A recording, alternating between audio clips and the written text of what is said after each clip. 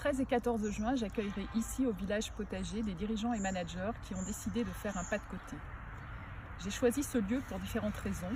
On est d'abord au cœur d'une forêt protégée et ensuite il s'agit d'une entreprise de l'économie sociale et solidaire très inspirante dirigée par Hélène et Étienne Fallis. Bonjour. Bonjour. Dis-moi, comment est-ce qu'on arrive sur un projet de cette nature comme le village potager? Ça a commencé par une idée assez diffuse, une envie de donner plus de sens, notamment à nos vies professionnelles. On faisait déjà pas mal de choses sur le plan perso, mais voilà, sur le plan professionnel, on avait une vie assez classique, très urbaine, dans des grands groupes à Paris. Donc on s'est posé la question, on a cherché pendant plusieurs mois ce qui nous ferait vibrer et donner envie. Et on s'est arrêté sur deux envies.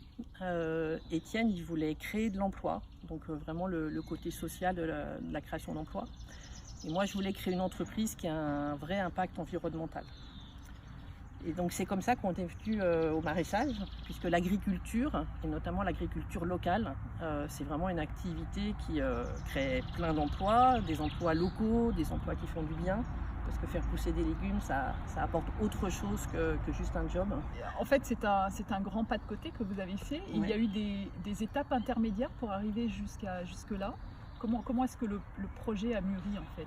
En fait, le projet a mûri sur presque 1 an et demi. On a eu l'opportunité de faire un grand break puisqu'on est parti faire un tour du monde en famille pendant plusieurs mois, à la fois pour se nourrir et rencontrer des entrepreneurs sociaux.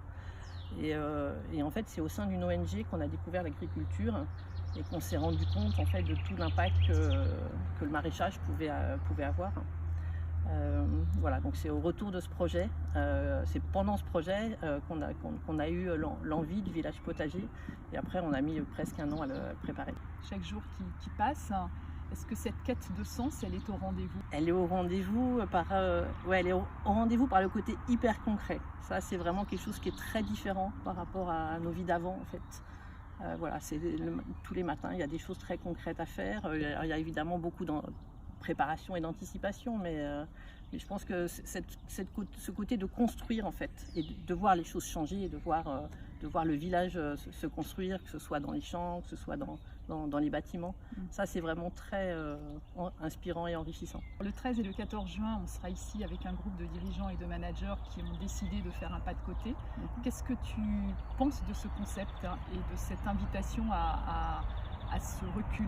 Moi je le vois vraiment comme une bulle, un peu une bulle d'oxygène, un moment de respiration où voilà, dans nos vies urbaines forcément très rapides, voilà, se poser, d'être au milieu de la nature, c'est un endroit qui est à la fois très calme et très inspirant pour vraiment réfléchir à qui on est, ce qu'on a envie.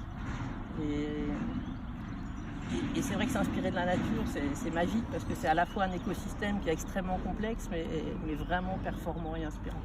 Le 13 et le 14 juin, il reste encore des places. Si vous avez envie de faire partie de l'aventure, n'hésitez pas à nous contacter.